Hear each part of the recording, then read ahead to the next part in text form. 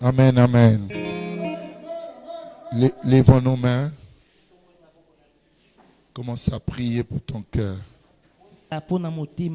Dis au Saint-Esprit de mettre une parole dans ton cœur. Que tu ne sortes pas de ce lieu tel que tu es venu.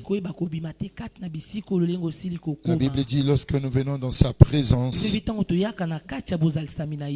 nous le contemplons et nous sommes transformés. Il nous transforme. Lorsque nous venons à lui, dis-lui, Saint-Esprit, me voici devant toi. J'ai besoin de toi. Parle à mon cœur. Parle à mon cœur. Tu connais mon besoin. Je n'ai que toi. Je n'ai que toi. Saint-Esprit, viens. Tu es l'esprit de révélation.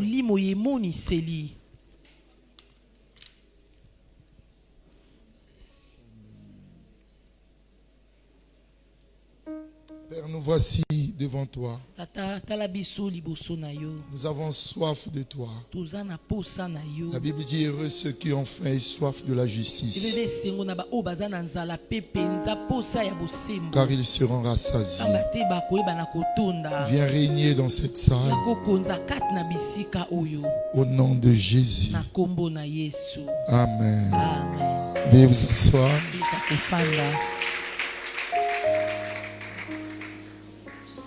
Gloire à Dieu, tu peux saluer ton voisin de gauche, ton voisin de droite. Je vous salue tous dans le nom de Jésus. Amen, amen. Nous voulons saluer le pasteur Nikez Itoa qui vient de Pointe-Noire. Il est au fond de la salle. Il va se lever. Nous allons acclamer le Seigneur. Alléluia. C'est le pasteur de l'église Centre Missionnaire La Source. Alléluia. Centre Missionnaire La Source est à Pointe-Noire. Et moi aussi je suis membre du Centre Missionnaire La Source. Alléluia. Et quand j'arrive là-bas, je suis chez moi. C'est mon frère. C'est mon grand frère. Amen, amen. Gloire à Dieu. Et nous disons, papa, bienvenue à Brazzaville. Que Dieu bénisse ton séjour à Brazzaville. Amen, amen. Gloire à Dieu. Alors nous allons partager la parole de Dieu. Nous allons parler d'un homme qui est appelé le père de la foi. C'est Abraham. Dans Genèse chapitre 12, à partir du verset 1, Abraham a reçu l'appel du Seigneur. Et vous devez savoir, tous ceux qui sont appelés, Dieu les appelle pour un but. Alléluia. Quand Dieu t'appelle, il te fait sortir d'un milieu pour t'amener dans un autre milieu. Et le thème que nous voulons donner ce matin, décortiquer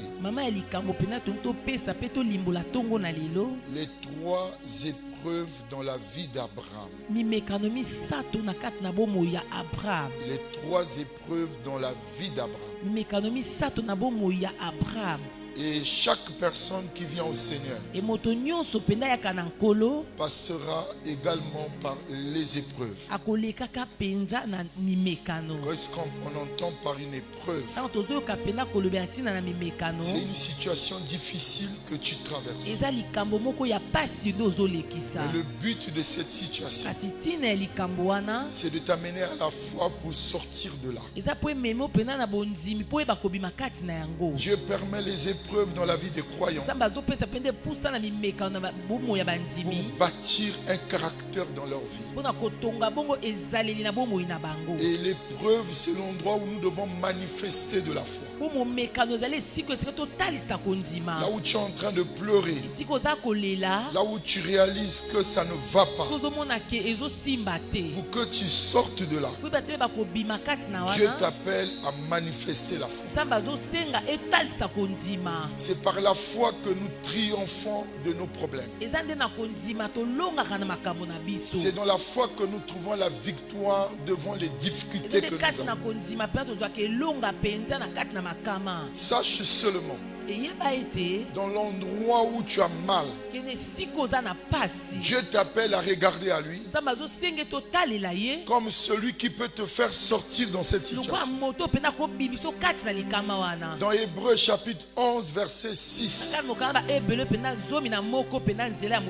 la Bible déclare: sans la foi, il est impossible de lui être agréable.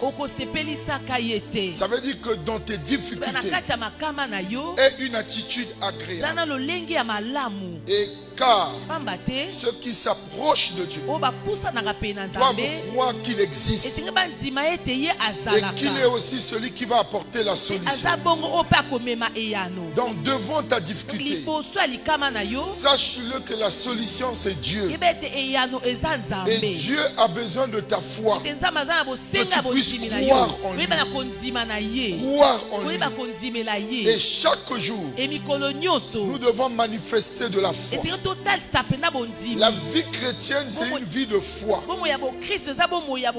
Et chaque fois, nous rencontrerons des situations difficiles. Dans ce monde, tout ne sera pas en rose. Comprends, dans ce monde, tout ne sera pas en rose. Tu ne peux pas vivre dans ce monde sans tomber malade.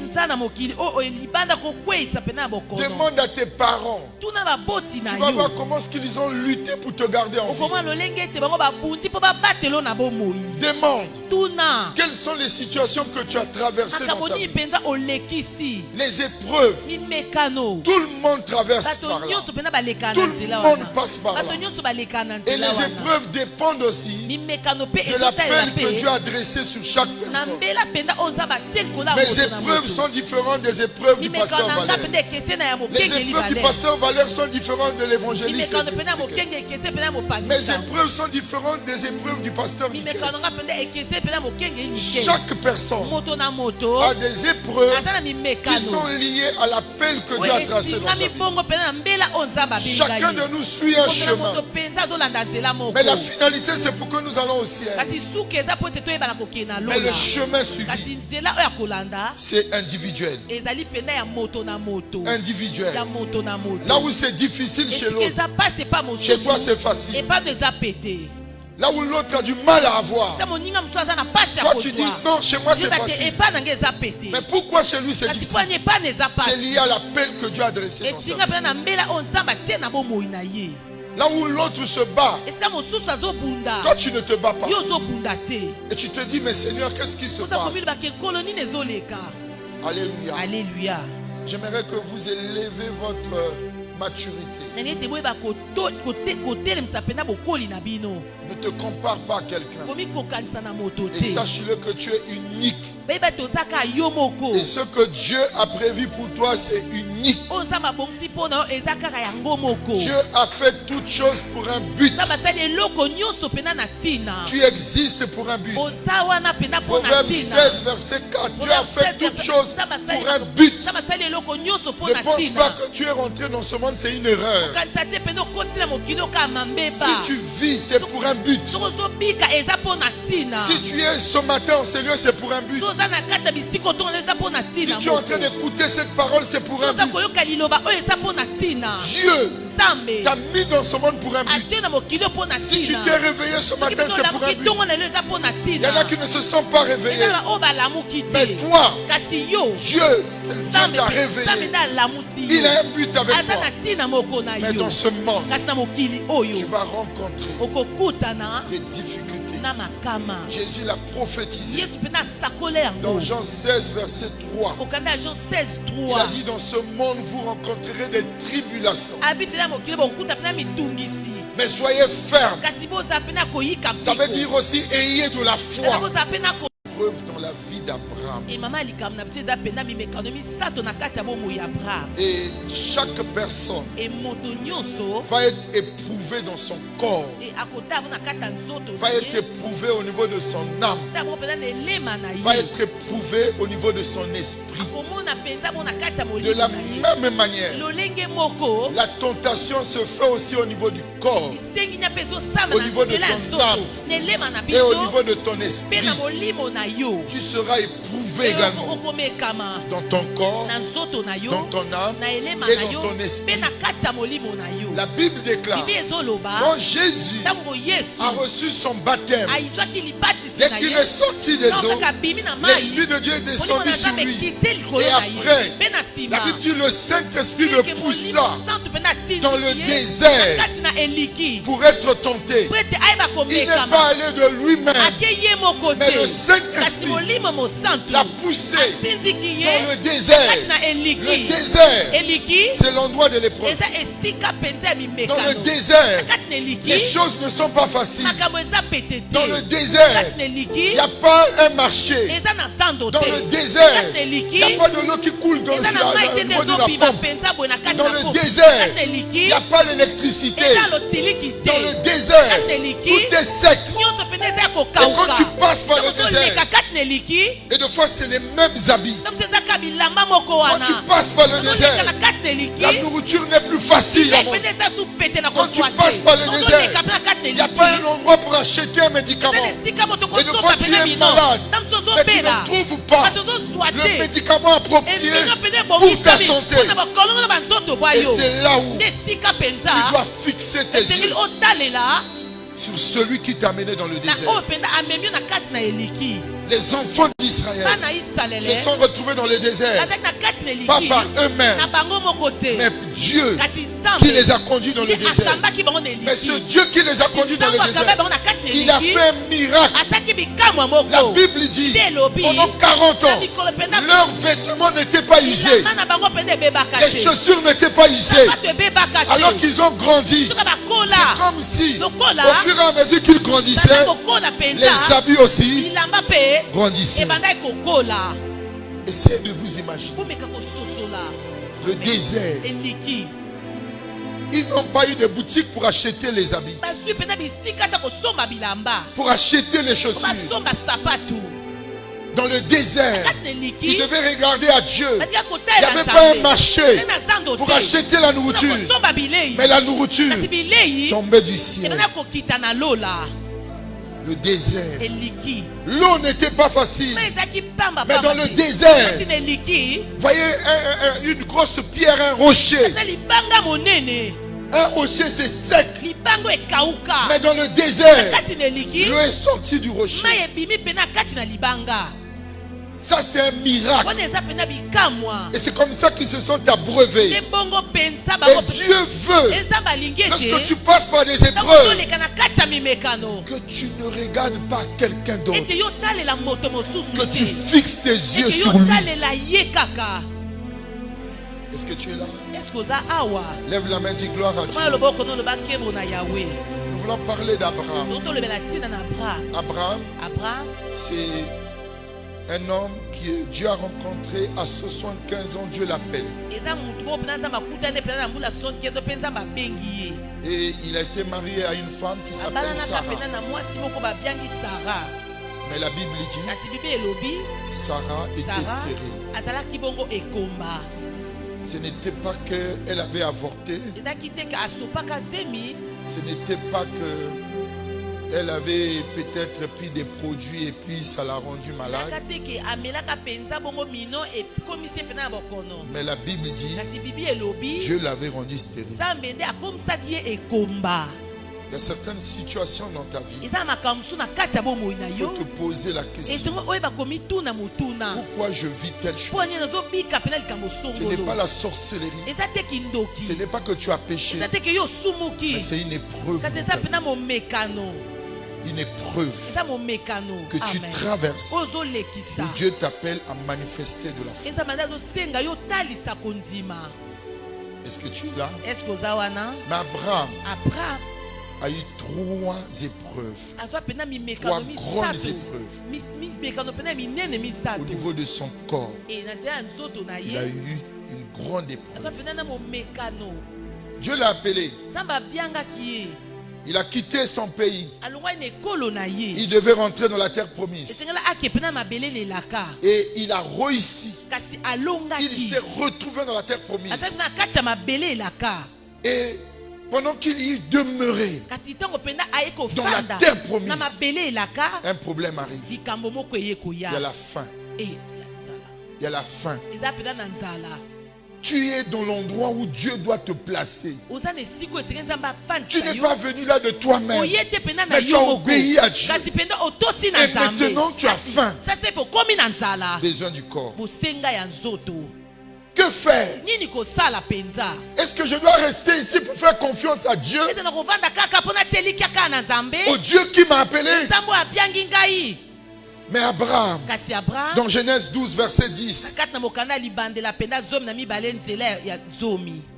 Abraham dit à Sarah, comme on a faim ici, on va aller en Égypte.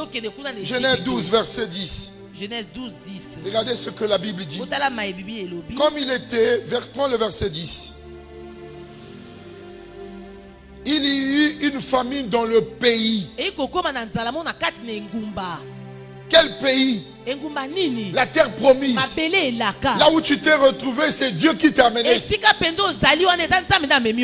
païen, maintenant tu arrives à l'église. Mais les choses deviennent difficiles.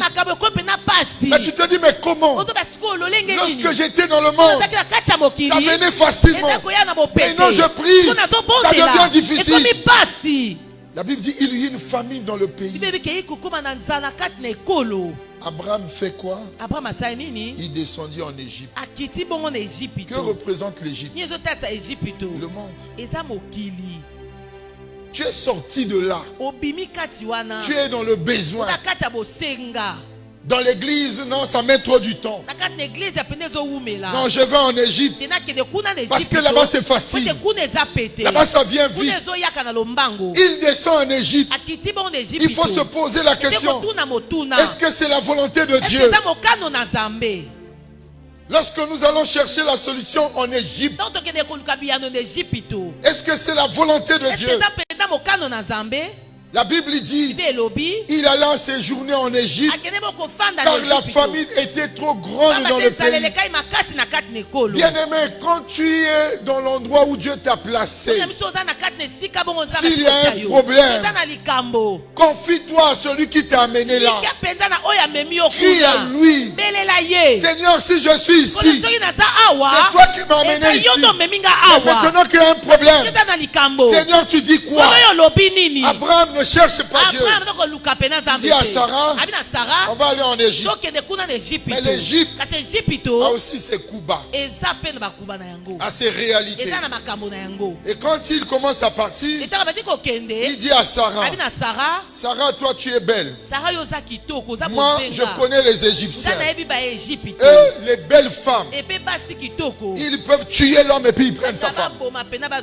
Des pratiques qu'on ne voit pas dans l'église, mais une pratique de l'Égypte. Il avertit déjà sa femme. Il dit, moi je connais l'Égypte. Les réalités de l'Égypte, c'est les coups bas, c'est l'escroquerie, c'est les enlèvements, c'est le vol, c'est le mensonge, c'est l'Égypte. Mais dans l'église, ces choses n'existent pas. Là où il était dans la terre promise, il n'avait pas ce genre de choses. Mais en Égypte, Il y a des réalités. Abraham dit à Sarah, quand on va arriver là-bas, ne dis pas que tu es je suis ton mari. On va me tuer à cause de toi. Dis que je suis ta soeur. C'est quoi? Un mensonge. Chaque fois qu'un enfant de Dieu va chercher une solution dans le monde, au lieu d'attendre Dieu, il va se compromettre. Il va se livrer à des pratiques non chrétiennes. Parce que tu as faim, tu vas aller te livrer à des mauvaises pratiques. Ce qu'on ne fait pas dans l'église. Non, chez Dieu, ça met trop du temps. Mais tu vas là-bas, en Égypte, tu vas tomber dans des mauvaises pratiques. Et Abraham est parti. Dès que les Égyptiens ont vu Saraï, ils ont commencé à vanter cette femme. Cette belle femme, elle est bien pour Pharaon. Quand vous êtes avec le militaire, la plus belle femme, c'est pour le chef. Est-ce que vous comprenez? Et les soldats de Pharaon sont partis vanter Sarah auprès de Pharaon. Et Sarah sera enlevée. Elle a été amenée là-bas. Abraham a échoué là. Dans le besoin du corps. N'eût été l'intervention de Dieu, Pharaon devait abuser Sarah. Mais Dieu a intervenu. Pharaon, c'est un païen. C'est un antichrist. Mais Dieu a parlé à son cœur. Ne touche pas à cette femme. C'est la femme d'Abraham. Et il discute. Lui-même, il a dit, c'est ma soeur. Dieu a frappé la maison de Pharaon. Non pas seulement Pharaon, toute sa maison. Ceux qui vivent dans sa maison, Dieu les a tous frappés. Parce qu'il a touché, il a pris la femme de Pharaon. Mais Dieu l'a empêché de l'abuser sexuellement. Il a tout fait, il a empêché. Parce que c'était la femme d'Abraham. Et Dieu lui dit, remets cette femme, sinon tu vas mourir. Il a remis. Il a remis. Il y a certaines personnes, il ne faut pas les toucher. Si tu les touches, tu rencontres leur Dieu. Amen. Et ça, c'est des choses. Si tu sais que tu es en Dieu, tu es bien enraciné en Dieu, il faut le déclarer. Celui qui touche à ma vie, à mes enfants, à ma femme, à mon mari, il rencontrera Dieu. Amen. Ta foi doit t'amener à déclarer ces paroles. Pourquoi Dieu a interdit Pharaon? Parce que Abraham a une alliance avec Dieu. La peur l'a amené à mentir. Mais est-ce que Dieu nous lâche aussitôt quand nous péchons? Dieu ne l'a pas lâché. Combien même il avait menti, Dieu était toujours là. Mais l'erreur d'Abraham, on lui a donné une bombe à retardement. Pharaon a donné des biens à Abraham, puisque c'est ça qu'il était venu chercher. Quand tu vas en Égypte, tu vas avoir les biens. On lui a donné les biens. Mais en dessous, on a glissé une servante qu'on appelle Agar. Une égyptienne qui sera au service de Sarah. Mais une bombe à retardement. On te fait un cadeau. Toi, tu penses que c'est un bon cadeau. C'est comme si on t'a fait cadeau d'un petit lion, d'un lionceau. Oh, toi tu dis c'est un bébé lion. Mais il va grandir. Un jour, il s'attaquera. Bien-aimé, l'Égypte ne te bénira jamais. L'Égypte ne t'apportera jamais un bonheur. Si tu penses que pour que tu sois grand, il faut aller en Égypte. Dieu de la Bible a promis à Abraham: je rendrai ton nom grand. Je te bénirai. Il ne sait pas comment cela va se faire. Mais il doit mettre sa foi sur la promesse de Dieu. La vie chrétienne, c'est une vie de foi dans les promesses de Dieu. Un enfant de Dieu doit croire aux promesses de Dieu. Entre la promesse et l'accomplissement de la promesse, au milieu, il y a un temps d'épreuve. Le temps d'épreuve. Et c'est ce qui est difficile. Parce que la chair fait le TikTok. Ça veut dire quoi? Je prie aujourd'hui, je vois aussi aujourd'hui. Mais Dieu, avant de te donner, il veut d'abord la bonne attitude. Est-ce que si je lui donne avec cette attitude qu'il a, est-ce qu'il saura garder ce que je vais lui donner? Oui, il va perdre ça. J'attends d'abord qu'il développe l'humilité, qu'il développe le bon comportement, qu'il grandisse dans le Seigneur, et que lorsqu'il va avoir, il sera toujours dans ma maison. Je vais te dire, la possession peut t'amener à t'égarer, peut t'amener à abandonner Dieu. Tu es ici parce que tu n'as rien. Mais si tu dors sous de l'argent, on ne te verra plus ici. Parce que tu ne te connais pas. Mais Dieu, il connaît ton cœur. Amen. Amen. Voilà pourquoi il permet que certaines choses viennent lentement. Abraham a échoué dans cette épreuve du corps. Mais il a réussi. Il est parti pour le besoin du corps. Il avait faim. Il avait faim. Mais quand vous lisez Genèse chapitre 14, où il y a eu une guerre avec le roi de Sodome, et le roi de Sodome dit à Abraham: prends pour toi la nourriture, donne-moi les hommes. Donne-moi les hommes. Vous voyez, c'est l'attitude des gens qui rentrent dans des loges. Ils cherchent de l'argent. Ils sacrifient les hommes. Ils sacrifient les hommes. Mais Abraham a refusé. Il a refusé. Dans Genèse 14, versets 22 à 23, Abraham répondit au roi de Sodome: écoutez, je lève la main vers l'Éternel, le Dieu très haut, maître du ciel et de la terre. Je ne prendrai rien de tout ce qui est à toi. Pourquoi Abraham le dit? Parce que lui, il a dit à Abraham: donne-moi les hommes et je te donne la nourriture. Ici, là, Abraham va vaincre le désir du corps. Il va vaincre le désir du corps. Bien-aimé, lorsque tu réussiras de vaincre le désir du corps, c'est que tu es vainqueur. Tu es vainqueur. Le corps là a beaucoup de désirs. A beaucoup de désirs. Mais qui te le demande? Le roi de Sodome. Ça veut dire quoi? Sodome, là où il y avait l'abomination, cela parle un type de l'antichrist. Mais qui te demande? Donne-moi les hommes.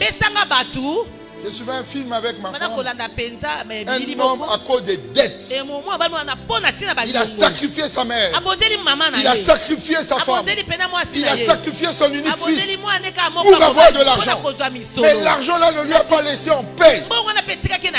Et lui-même il a été détruit. Et je veux dire à quelqu'un: que servira-t-il à un homme de gagner ce monde s'il va perdre son âme?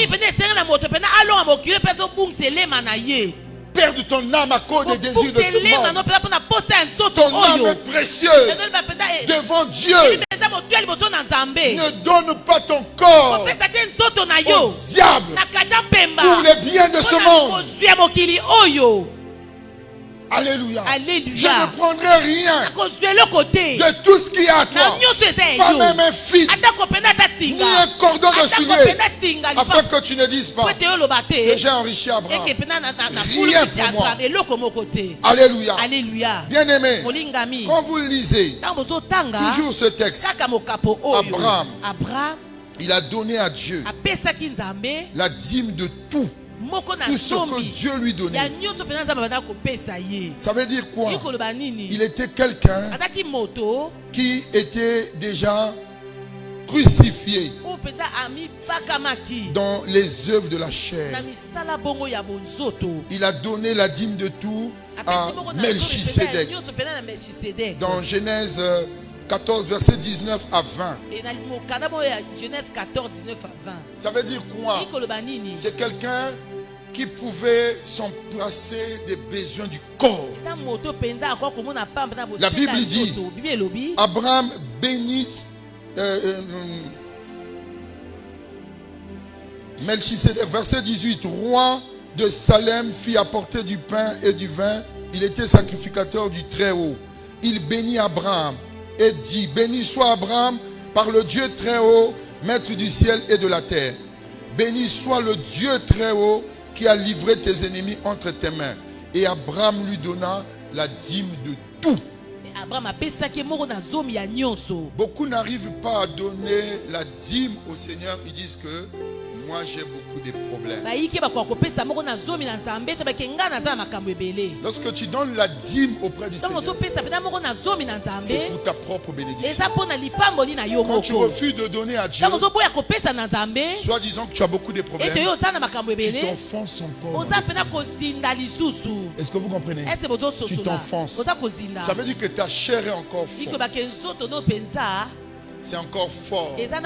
C'est encore fort. Ça veut dire que ta chair est encore agrippée aux choses matérielles. Ta chair n'est pas encore crucifiée. Beaucoup sont ici qui ne donnent pas leur dîme parce qu'ils disent que j'ai beaucoup de problèmes. Pose la question à ton voisin. La dernière fois que tu as donné la dîme à Dieu, c'est quand? Demande au voisin de gauche. Mais Abraham lui donna la dîme de tout. De tout. Mais posez la question à vos voisins. Il y en a qui ont peur parce que lui-même sait qu'il n'a pas donné la dîme. Il y en a qui se gênent là. Tu as peur de l'autre. Mais parce que tu sais que toi-même tu n'as pas donné la dîme. Et voilà pourquoi tu ne veux pas poser la question. Amen. Bien aimé, l'évidence de la foi d'Abraham dans la provision de Dieu, c'est qu'il a réussi à l'épreuve du corps. Il a refusé de prendre des choses pour son corps pour obéir à Dieu. Je ne prendrai rien. Les gens qui sont liés au matériel, facilement ils tombent dans le piège du diable. Il y en a qui sont liés aux besoins de la chair. Facilement ils tombent aux besoins de la chair. Les appétits du corps. Les appétits du corps. Ça fait chuter beaucoup de gens. Ça détourne beaucoup de gens de Dieu. Il y en a que vous les voyez. Ils sont ici comme des saints. Mais facilement, ils tombent dans les appétits du corps. Mais Abraham, il avait échoué avant. Il est parti en Égypte. Mais la deuxième fois, il a triomphé dans le corps. Sois un vainqueur dans ton corps. Amen. Sois un vainqueur dans ton corps. Deuxième épreuve dans la vie d'Abraham, c'est l'épreuve de l'âme. L'épreuve de l'âme. Qu'est-ce qu'on trouve dans l'âme? Il y a la pensée, il y a les émotions, il y a la volonté. La volonté. Au niveau de ton âme, c'est là où il y a le centre d'intelligence. Au niveau de ton âme, c'est là où tu prends les décisions dans ton corps. Au niveau de ton âme, c'est là où tu exprimes tes émotions. La joie, la colère, c'est au niveau de ton âme. L'âme, c'est là où nous pensons chaque fois. Nous pensons, nous décidons. C'est au niveau de l'âme.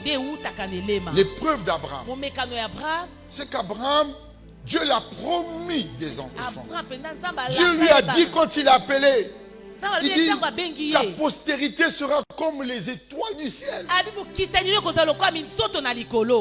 C'est une promesse. Ta postérité sera comme le sable de la mer. Mais ça traîne. J'ai besoin d'enfants. Mais je ne vois rien. Dans Genèse 15, à partir du verset 2, Abraham se plaint. Genèse 15, regardez. Abraham répondit, Seigneur éternel, que me donneras-tu? Je m'en vais sans enfant. Comme il a vieilli, il commence déjà à dire, je m'en vais sans enfant. L'héritier de ma maison, ça serait mon serviteur. Parce que tu m'as rendu riche. Donc qui va hériter de moi? Dans mon serviteur. Verset 3.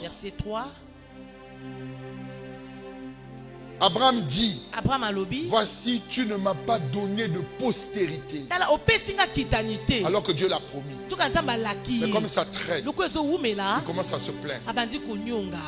Et celui qui est né dans ma maison sera mon héritier. La pensée, la vue. Tu vois là, il n'y a rien. Le corps aussi est en train de partir. Il dit, mais Seigneur, qu'est-ce qui ne va pas? Verset 5. Écoutez les plaintes d'Abraham. Et après avoir conduit dehors, il dit, ça c'est Dieu qui lui dit, regarde vers le ciel, compte les étoiles. Si tu peux les compter, c'est là le nombre de ta postérité. Une promesse, mais dans la foi. Tu ne vois pas, on te donne que des images. Mais Dieu dit ça serait ta postérité. Mais ça va venir quand? Ça va venir quand? C'est l'épreuve du temps là, qui amène beaucoup d'enfants de Dieu à prendre des raccourcis. Et les raccourcis nous déçoivent. Nous déçoivent. Abraham cherche une postérité, mais Dieu lui montre une image. C'est dans la foi. C'est pas encore la réalité. Mais tu dois croire. Je vais encore dire à une personne, la vie chrétienne, c'est une vie de foi. La vie chrétienne, ce n'est pas une vie du tic-au-tac, mais c'est une vie de foi. Dans la vie chrétienne, tu passeras moment après moment par des épreuves. Tu passeras difficulté après difficulté. Dès que tu résous tel problème, un autre problème se présente. Dès que tu le résous, un autre problème se présente. La vie chrétienne, Dieu t'appelle à revêtir le manteau de la foi et à marcher pour surmonter toutes les difficultés. Il a trouvé la victoire sur son corps. Maintenant ici c'est la pensée. Il se plaint. Mais comme il est en train de se plaindre, Sarah aussi voit. Mon mari se plaint. Mon mari se plaint. Dites Amen. Amen. Dites Amen. Amen. Lève la main. Avec cette fraîcheur, il y en a qui dorment là. Je ne peux pas comprendre. Réveille le voisin là. Ta voisine. Qu'est-ce qui se passe? Avec ce message là, tu dors. Amen, amen. Amen. Réveille, réveille. La moussa. Mais réveillez vos voisins là. Amen, amen. Amen. Alors, Regardez maintenant ce qui se passe. La proposition quand tu te plains. Genèse chapitre 16. Genèse 16. L'épreuve de l'âme. À partir du verset 1. Non, à partir du verset 1 jusqu'au verset 2. Regardez, on dit Saraï, femme d'Abraham, ne lui avait point donné d'enfant. Elle avait une servante égyptienne nommée Agar. Où est-ce que cette servante est venue? Quand ils étaient partis en Égypte, on lui a donné. Tu vas au village, on te fait glisser une personne. Tu ne connais pas l'état d'âme de cette personne. Des fois, c'est une bombe à retardement. Est-ce que vous comprenez? Tu vas dans le monde, on te fait glisser.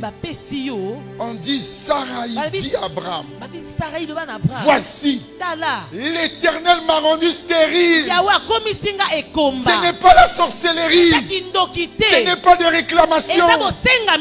Non, c'est Dieu lui-même qui a permis cette situation. Elle s'est vue enceinte. Elle a commencé à dire, Sarah, toi c'est qui? Elle a commencé à mépriser Sarah. Problème dans la maison. Pourquoi ce problème est arrivé? Parce que le chemin qu'Abraham a suivi, ce n'est pas la volonté de Dieu. Chaque fois que vous allez sortir hors de la volonté de Dieu, vous créerez un problème. Vous créerez des ennuis. Vous n'aurez jamais la paix. C'est le résultat de la chair.